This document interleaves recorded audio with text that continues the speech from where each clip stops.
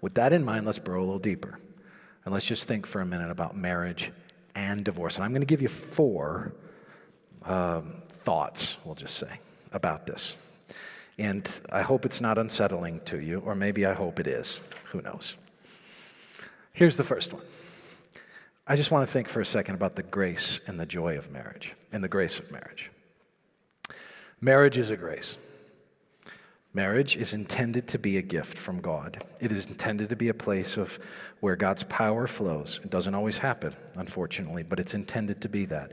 And it is intended to be a joy. Oh, let me go back. Let me read to you a couple of verses. Proverbs 18:22. He who finds a wife finds a good thing. Finds a wife finds a good thing and obtains favor from the Lord. That's a great verse. Your wife is supposed to be, by God's design, men, a good thing for you. Right? When you're driving down the road and you get too far in the left lane and she looks at you for the 9,695th time in the last year of your marriage, and you want to say, will you knock it off? You're supposed to say, God, you've given me a good thing. All right? You've given me a good thing. You know, the only amens came from women. Did you hear that? God's giving, listen, the Lord's given you a good, so you celebrate that. Mother's Day, celebrate that. Every day, celebrate that. See your wife, and I'll say it to you ladies too, see your husband, see your spouse as a grace. As a grace. Oh, that God would help us in our marriage to see each other as the favor of God on us, right? Now, the husband in Ephesians 5 is called and told to give himself for his wife and to sacrifice himself for her and to nurture her by the washing of water with the word, right? You're familiar with that text. It's a beautiful passage about the role from verse 25 to 33 about the role of a husband and how he's supposed to be Jesus.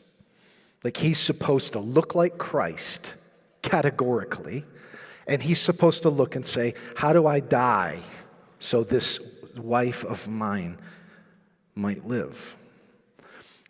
Hebrews 12:2 tells us that for the joy set before him, Jesus endured the cross. What we learn putting those together is that the sacrifice of the groom, the Christ figure, for the bride, the church figure, is supposed to not be,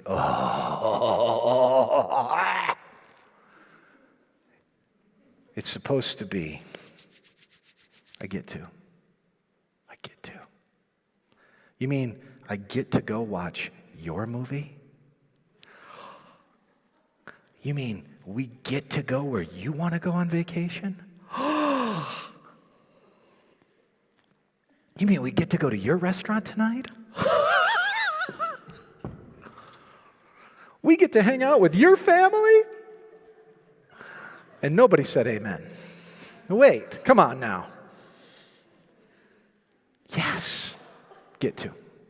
Why? For the joy set before you. That's supposed to be your heart, man. That's supposed to be your heart. Interestingly, a little later in the text, right? A little later on down, you get to verse 28 and you have this phrase. He who loves his wife loves himself. Isn't that interesting? Sacrifice. Okay?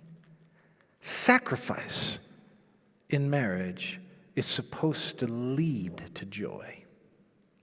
Sacrificial love in marriage actually leads to self-love. Would you like to operate in your own best interests? Love your wife well. Love your wife well, if you'd like to operate in your own best interests. That, and he's not saying here, yeah, so, you don't, just don't cause any problems, don't ruffle any feathers. He's saying if you give yourself up for her, your life would be better. It really would. Because you'd learn what it is to value yourself in that enterprise. It's a beautiful thing. There is a grace and there is a joy in marriage.